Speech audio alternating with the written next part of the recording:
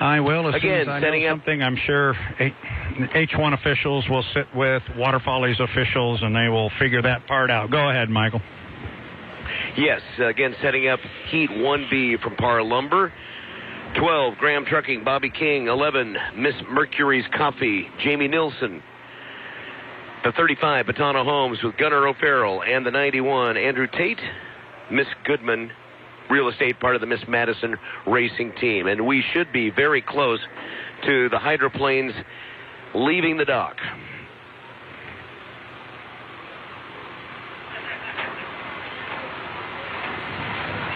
Looks like a lot of the fans are hanging in on the Pasco side. Same here on the Kennewick side.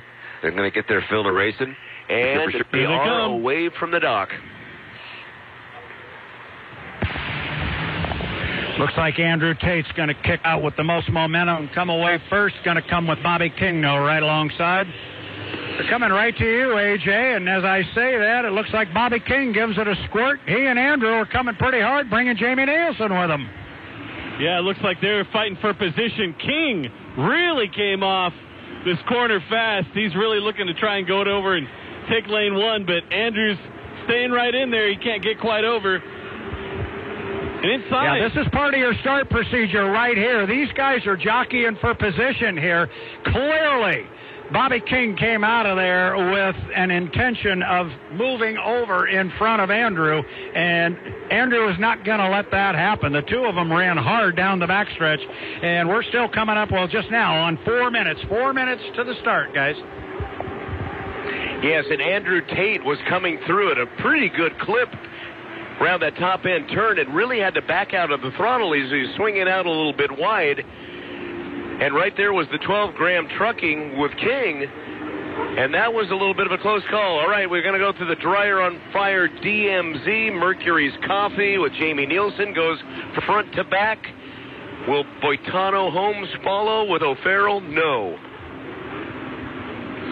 With the way that Nielsen has been starting races, I'd be on his outside. I'd be following what he's doing. He's had good timing marks all season. We just got to get him a little faster in the straightaway so we can get that win. Yeah, well, he can move over on Andrew now if he wants. He can move to the inside. He's clearly got 5 volt lengths on him, so he got what he wanted. Now we start watching the clock here for a minute 15 seconds. We're inside 3 minutes.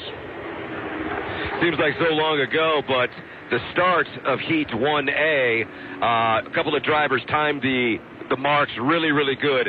Got to the start-finish line within a half a boat length of each other right as the clock went down to 0. So that first timed start in Heat 1A was outstanding for at least a couple of the boats. We'll see if their marks and their calculus fits in this run in Heat 1B. Down at Tire Factory, turn number 2. And AJ with Mercury's Coffee, Jamie Nielsen right at you.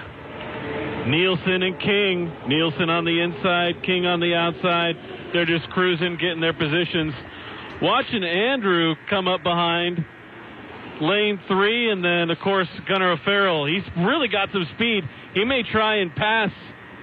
Yeah, well, no, he slowed down. He's going to sit right next to Andrew and just kind of cruise down the backstretch. Must not have enough time to try and get out in front of him. Well, and then you've got the traffic up in front, too. So, your 2 lead boats are going to go up to the top end of the race course and they can go slow up there. They're below 80 miles an hour right now. Again, that's legal. They're just going to come down. We're at $140 right now, $144, and they've got to be behind start-finish line at 115, Mike. So lane 1, Nielsen, lane 2, King, lane 3 is going to be Tate, and then on the outside, O'Farrell. 125.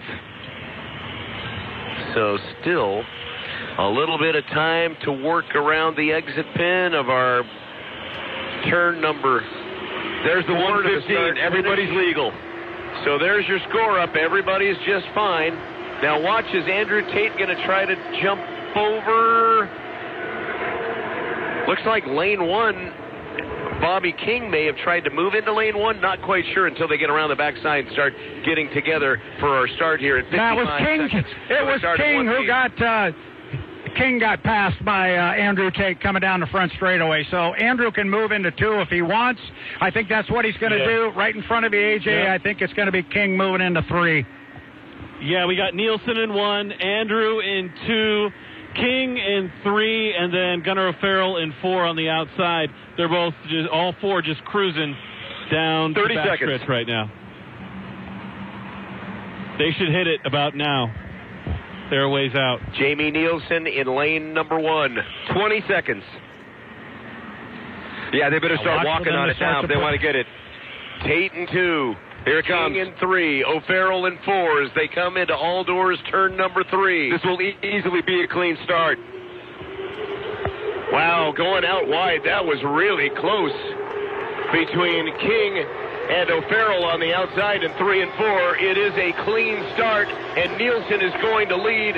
Watch out for Tate, though, in lane number 2 as they start heading down into DQ turn number 1. Yeah, it is Jamie Nielsen, Mercury's Coffee, going to get down here first. He's bringing Andrew Tate with him. Tate's got a lot of boat speed, AJ. Nielsen bouncing on the inside. Tate's catching him on the outside. Watch for him to catch him. He's got a lot of boat speed coming off the exit pin at turn 2. Nielsen able to hold him up, but not for long. There comes Tate on the outside. Tate with a half a boat lead, now a full boat lead as they get up to the top end of the course and into all doors turn number 3. Nielsen's on the inside, holding the buoy line. Tate slides out a little bit farther at the exit pin. Tate is going to take the lead coming down the front stretch after the completion of lap number 1. They are deck to deck heading into turn number 1. Guys coming down here, they are dead even. If Tate's got a lead, he's got only a boat length. But it is Tate on the outside. It's Nielsen with lane position on the inside, AJ. Nielsen is hanging with the national points leader, the Goodman Real Estate. Andrew Tate on the outside with just a slight lead. Nielsen hanging with him, and we got a good battle for 3rd and 4th. We got Gunnar O'Farrell just ahead of Bobby King on the outside, but King's got the inside lane. We'll see what happens as they come around turn 3 and 4. Yeah, it's at Buffalo Brothers turn number 4. It's Tate with the lead now. He took it up the back stretch by a half a rooster tail, starting to pull away as they get to the Mosteller start-finish line. It is almost a rooster tail lead for Tate. Nielsen's trying to cut into that lead as they come down the front stretch. White flag. Coming down here on the white flag lap last time around for Andrew Tate. He's driving Nielsen clean, giving him plenty of room. He's just looking for clean water now, AJ. Tate, it's going to be hard to stop him. A lot of speed coming off turn 2, but Nielsen's got the inside. If he's going to put it up, he's got to put it up now. See if he can catch Tate on the inside. Gunnar O'Farrell just ahead of Bobby King as they cross turn 2 up the backstretch. Yeah, watch that race for 3rd place as they come up the backstretch. King on the inside, O'Farrell on the outside. Race leader, top of the course, Andrew Tate, 91, Goodman's Real Estate.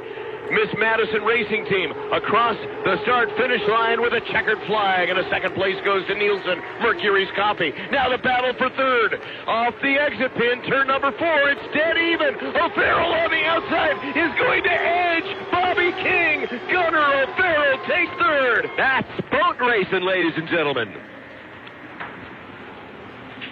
What a race. What a race. That was a good one.